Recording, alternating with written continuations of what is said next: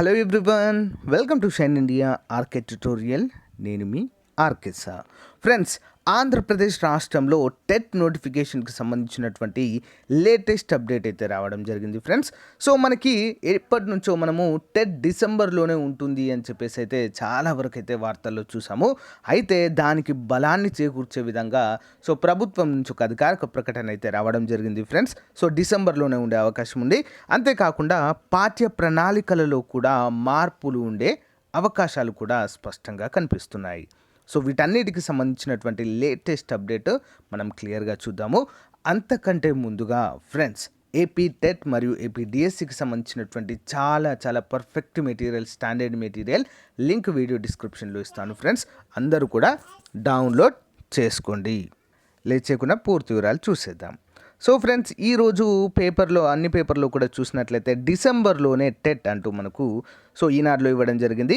ఉపాధ్యాయ అర్హత పరీక్ష నిర్వహణకు కూడా అధికారులు కసరత్తు చేస్తున్నారు. టెట్ నిర్వహణకు పాఠశాల విద్యా కమిషనరేట్ దస్త్రాన్ని ప్రభుత్వానికి పంపింది. ఓకేనా, టెట్ నిర్వహణకు సంబంధించినటువంటి దస్త్రాన్ని అయితే పాఠశాల విద్యా కమిషనరేట్ అయితే పంపడం జరిగింది. ఈసారి పాఠ్య ప్రణాళికలో మార్పులు చేయనున్నారు. ఆ బాధ్యతలను రాష్ట్ర విద్యా పరిశోధన శిక్షణ మండలి దానికైతే అప్పగించడం అయితే జరిగింది, SCERTకి.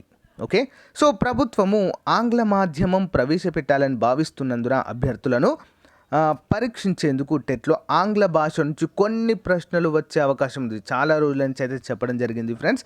మన ఛానల్లో కూడా ఇంగ్లీష్ ప్రొఫిషియన్సీ పైన చాలా క్లాసెస్ కూడా చెప్పడం జరిగింది. సో ఆంగ్లం పైన చాలా మార్కులు పెరిగే అవకాశం ఉంది అని చెప్పేసి గమనించాలి. ఓకేనా, సో డిసెంబర్లోనే టెట్ నిర్వహించాలని చెప్పేసి భావిస్తున్నారు. ఉపాధ్యాయ బదిలీల ప్రక్రియ ముగిసిన వెంటనే టెట్ నిర్వహించే అవకాశం అయితే మనకు స్పష్టంగా కనిపిస్తుంది ఫ్రెండ్స్. ఓకేనా, సో కాబట్టి అభ్యర్థులు సో మంచి ఈ యొక్క సమయాన్ని ఉపయోగించుకోవాలి ఫ్రెండ్స్. ఓకే, ఎట్టి పరిస్థితుల్లో మనమైతే టైం అయితే వేస్ట్ చేయవద్దు.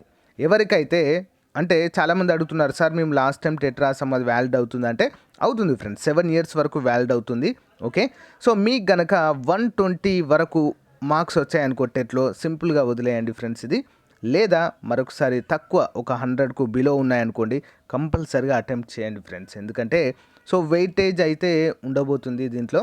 ఓకే, వెయిటేజ్ తీసేస్తున్నారు అని చెప్పేసి అయితే వార్తలు వచ్చాయి, కానీ సో దానిపైన సరైన నిర్ణయం అయితే తీసుకోలేదు. కంపల్సరీగా మనకు వెయిటేజ్ అయితే ఉంటుంది కాబట్టి సో మంచి మార్కులతో మనము దీనిలో తెచ్చుకున్నట్లయితే వెయిటేజ్ మార్కులు కూడా మనకు ఉంటాయి.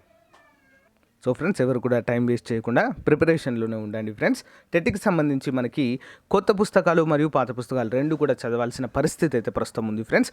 అంతేకాకుండా మనకు అతి త్వరలోనే ఈ యొక్క సిలబస్ పైన కూడా ఒక క్లారిటీ అయితే వస్తుంది ఫ్రెండ్స్. ఇప్పటివరకు అయితే మనకు క్లారిటీ అయితే లేదు.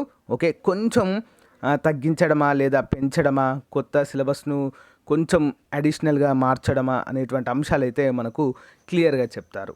ఓకేనా, అంతే తప్ప మరీ పెద్ద చేంజెస్ అయితే ఏమీ కూడా ఉండకపోవచ్చు. ఓకేనా ఫ్రెండ్స్, సో ఇది ఈ రోజుకు సంబంధించినటువంటి ఏపీ టెట్కి సంబంధించినటువంటి ఇన్ఫర్మేషన్. సో ఖచ్చితంగా మనకు 2021లో అయితే డిఎస్సికి సంబంధించినటువంటి నోటిఫికేషన్ కంపల్సరీగా ఇస్తారు ఫ్రెండ్స్. కాబట్టి సో దాన్ని దృష్టిలో ఉంచుకొని ప్రిపరేషన్ అయితే మొదలు పెట్టండి. ఓకేనా friends, thank you friends, have a nice day, by.